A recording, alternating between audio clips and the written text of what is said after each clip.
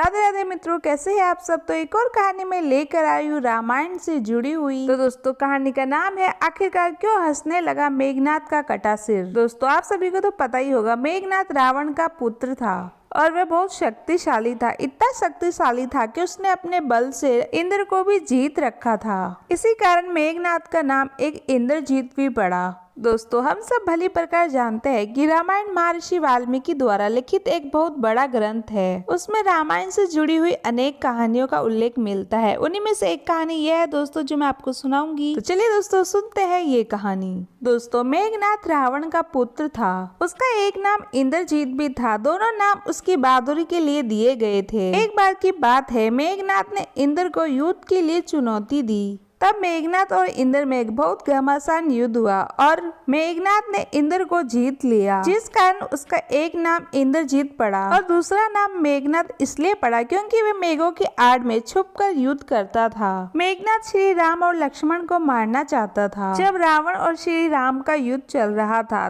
उस दौरान मेघनाथ ने श्री राम और लक्ष्मण को मारने के बहुत प्रयास किए, पर वह विफल रहा क्योंकि लक्ष्मण जी भी बहुत अधिक शक्तिशाली थे। और इसी युद्ध के दौरान लक्ष्मण के घातक बाणों से मेघनाथ मारा गया। लक्ष्मण जी ने मेघनाथ का सिर उसके धड़ से अलग कर दिया और उसके सिर को श्री राम के आगे रखा गया। सभी वानरों की सेना मेघनाथ के सिर को देखने लगी। तब श्री राम ने कहा, इसके सिर को संभाल कर रखो, क्योंकि श्री राम मेघनाथ की मृत्यु की सूचना मेघनाथ की पत्नी सुलोचना को देना चाहते थे। उन्होंने मेघनाथ की एक भुजा को बाण के द्वारा मेघनाथ के महल में पहुंचा दिया। वह भुजा जब मेघनाथ की पत्नी सुलोचना ने देखी तो उसे विश्वास नहीं हुआ कि उसके पति की मृत्यु हो चुकी है। उसने भुजा से कहा, अगर तुम वास्तव में मेघनाथ की भुजा हो तो मेरी दुविधा को लिखकर दूर करो। मेघनाथ की पत्नी सुलोचना के इतने कहते ही मेघनाथ की भुजा हरकत करने लगी। तब एक सेविका ने उस भुजा के हाथ में खड़िया लाकर रख दी और उस कटे हुए हाथ ने आंगन में लक्ष्मण जी की प्रशंसा में शब्द लिख दिए। अब सुलोचना को पूर्ण रूप से विश्वास हो गया था कि उसका पति मर चुका है। ये देख सुलोचना रोने लगी। फिर वह रथ में बैठकर रावण से मिलने चल पड़ी। वहाँ पहुंच सुलोचना ने रावण को मेघनाथ का कटा हुआ हाथ दिखाया और अपने पति का सिर मांगा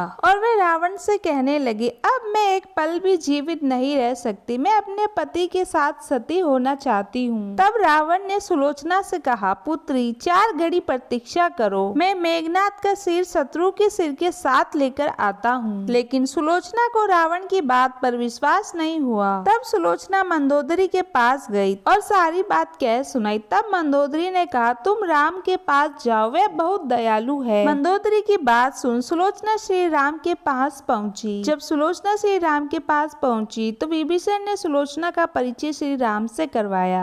उसके पश्चात सुलोचना ने श्री राम से कहा, हे श्री राम, मैं आपकी शरण में आई हूँ, कृपया मेरे पति का सिर मुझे लौटा दे ताकि मैं सती हो सकूं। श्री राम सुलोचना की ऐसी दशा देखकर बड़े दुखी हुए और उन्होंने कहा कि मैं अभी तुम्हारे पति को जीवित कर देता हूँ। तब सुलोचना ने अपनी आप बीती श्री राम को सुनाई और कहा कि मैं नहीं चाहती कि मेरे पति जीवित होकर संसार के कष्टों को भोगे। मेरे लिए ये सौभाग्य की बात है कि आपके दर्शन हो गए। मेरा जन्म सार्थक हो गया। अब जीवित रहने की मेरी कोई इच्छा नहीं है। श्री राम के कहने पर सुग्रीव मेघनाथ का सिर ले आए, लेकिन उनके मन में एक शंका थी कि मेघनाथ के कटे हाथ ने लक्ष्मण का गुणगान कैसे किया। सुग्रीव से रहा नहीं गया और उसने कहा कि मैं सुलोचना की बात को तभी सच मानूंगा जब ये मेघनाथ का कटा सिर हंसने लगेगा। सुलोचना के अस्तित्व की ये बहुत बड़ी परीक्षा थी। तब सुलोचना ने उस कटे हुए सिर से कहा, हे स्वामी, जल्दी हंसिए, वरना आपके हाथ ने जो लिखा है उसे ये सब सत्य नहीं मानेंगे। इतना सुनते ही मेघनाथ का कटा सिर जोर जोर से हंसने लगा और उसके पश्चात सुलोचना अपने पति का कटा हुआ सिर लेकर चली गई। तो दोस्तों कहानी यही समाप्त हुई। प्लीज दोस्तों कमेंट करके बताइएगा आपको कहानी कैसी लगी और प्लीज दोस्तों चैनल को सब्सक्राइब कर दीजिएगा, कहानी को लाइक और शेयर कर दीजिएगा। दोस्तों